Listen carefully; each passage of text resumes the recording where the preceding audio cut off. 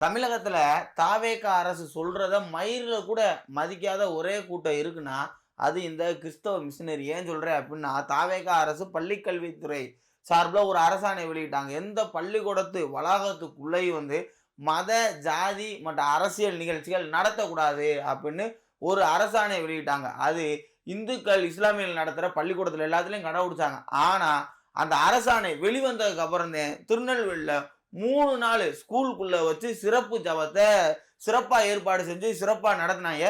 காவல்துறை நோட்டீஸ் குடுத்துமே ஒண்ணும் பண்ண முடியல. போங்கடா மயிருன்ட்டாங்க. எல்லாத்தையுமே இன்க்ளூடு தாவேக அரசோட அரசாணையுமே போடாம மயிருன்ட்டாங்க. அப்புறம் சட்டமன்றத்துக்குள்ள வச்சு பள்ளிக்கூடங்கள்ல தமிழ் தாய் வாழ்த்தையும் பாடணும் அப்படின்னு தீர்மானமே நிறைவேற்றினாங்க. பாவம் அரசாணையாவது 3 நாள் மதிச்சாங்க.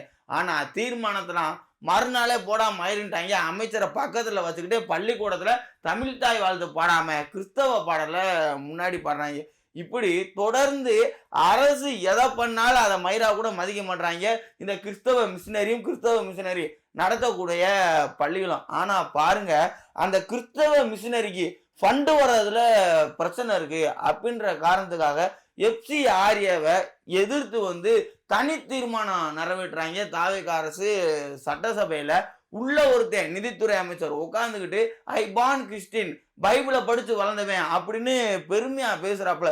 இவ்வளவு ஏன் இந்த எஃப்சிஆர்ஏ சட்டம் எதிர்ப்பு தீர்மானம் நிறைவேற்றினாங்க. அப்ப பேசின விசிகா கட்சியோட வன்னியரசு சொல்றாரு, தட்டுங்கள் திறப்படும், கேளுங்கள் கொடுக்கப்படும் அப்படின்ற பாடலை அடிக்கோடிட்டு அந்த தீர்மானத்துக்கு எதிராக பேசிட்டு வராப்புல. இப்பதான் நம்மளுக்கு சந்தேகம் வருது, இவன் தான் கிறிஸ்தவ மிஷினரி, இந்த அரசாங்கத்தை மதிக்கவே மாட்டேறான், அதோட ஆணையும் மதிக்கவே மாட்டேறான். அப்படி இருந்தும் இவங்க வலிஞ்சு வலிஞ்சு ஏன் இந்த கிறிஸ்தவ மிஷினரிக்கு இவ்வளவு நல்லது பண்றாங்க? ஒருவேளை முன்னாடியே சொன்னாங்கல்ல, தமிழகத்துல கிறிஸ்தவர்களின் பிச்சையில தான் ஆட்சி நடக்குது அப்படின்னு. ஒருவேளை தாவேக அரசும் கிறிஸ்தவர்களின் பிச்சையில தான் நடக்குதா? எனக்கு என்ன சந்தேகம் அப்படின்னா, ரொம்ப முக்கியமான சந்தேகம், ஒரு அரசாங்கம் நடத்துற அளவுக்கு பிச்சை ஊர்றானா அந்த கிறிஸ்தவ மிஷினரிக்கு காசு எங்க இருந்து வருது? அதுக்கு கடிவாளம் போனதே இந்த எஃப்சிஆர்ஏ. அதனால இவங்க சொல்ற மாதிரி ஒண்ணுமே இல்லை.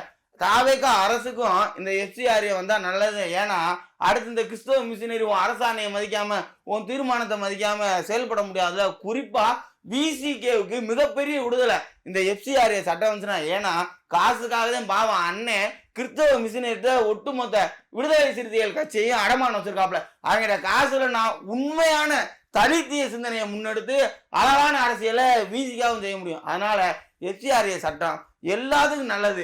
மடியில கணம் பண்ணலன்னா வழியில பயம் இல்லை.